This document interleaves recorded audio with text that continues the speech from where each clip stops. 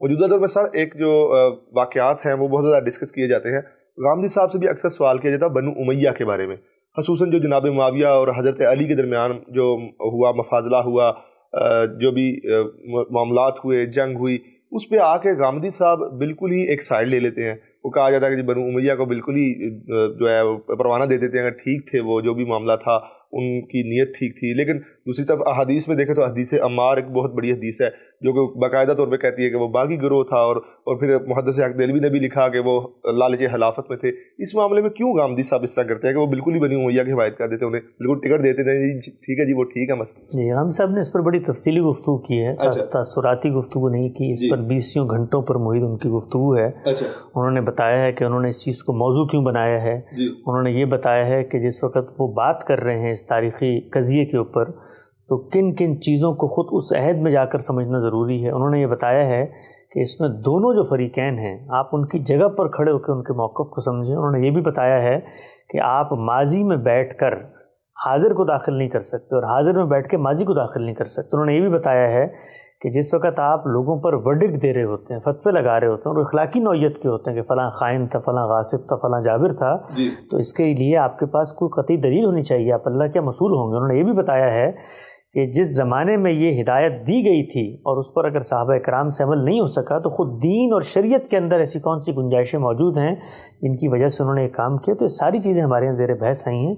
کسی فریق کی کوئی حمایت نہیں کی گئی، کسی فریق کی کوئی مخالفت نہیں کی گئی. جہاں انہوں نے بتایا ہے کہ جس وقت امرہم شورا بینہم کا جو اصول ہے اس پر عمل درآمد ممکن نہیں رہا تو اللہ کے دین میں یہ رخصت موجود ہے کہ جب آپ کو جو اصل ہدایت دی گئی ہے اس پر عمل ممکن نہ رہے تو آپ متبادل راہوں کی طرف جاتے ہیں. ملوکیت اس سے پہلے کا ایک جس کو آپ کہتے ہیں آزمایا ہوا ذریعہ تھا. اس کے بعد وہ یہ بتاتے ہیں کہ اگر یہ کام انہوں نے غلط کیا تھا تو اس کے بعد یہ 1200 سال کی جو امت تھی انہوں نے کیوں کوئی سیاسی نظام نہیں بنایا. تو ان سارے پہلوؤں پر انہوں نے گفتگو کی ہے اور ساتھ ساتھ انہوں نے یہ بھی بتایا ہے کہ یہ آپ لوگ جو روایتیں پڑھ پڑھ کے ایک دوسروں پہ فتوے لگاتے ہیں وہ جو فریقین خود موجود تھے کہ انہوں نے یہ روایتیں پیش کی. اگر یہ روایت اس طریقے سے موجود تھی تو سیدنا علی کو کیا ضرورت تھی تحکیم کی.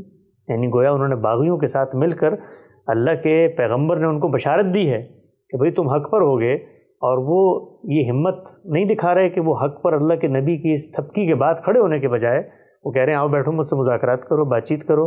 تو انہوں نے کبھی اس کو اس طریقے سے پیش کیا. میں اس وقت روایت پہ گفتگو نہیں کر رہا، روایت پہ ہمارا ایک نقطہ نظر ہے اور اس کو نقطہ نظر کو ہم تفصیل سے اپنی جگہ پر بیان بھی کرتے ہیں اور بیان مستقبل میں بھی کرتے رہیں گے. اور اس میں جو باتیں بیان ہوئی ہیں اس پر بھی ہماری ایک رائے ہے. یعنی ہم اس کو اس معنی میں نہیں لیتے جس معنی میں لیتے ہیں، بلکہ ہم تو اس کو سیدنا امیر معاویہ کی برات کی روایت قرار دیتے ہیں.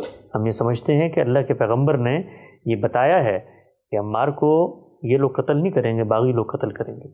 آپ اس لحاظ سے لیتے ہیں کہ وہ باغی کوئی اور تھے، باغی کوئی اور تھے اور وہ باغی اصل میں الفیہ الباغیہ ہے. یہ تفصیلی گفتگو کا چونکہ علمی گفتگو کا اس طرح موضوع نہیں ہے.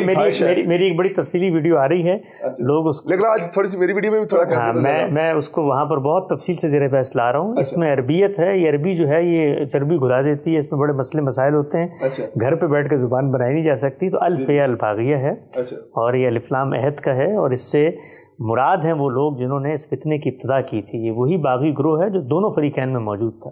یہ وہی باغی گروہ ہے جس نے سیدنا عثمان کا قتل کیا تھا.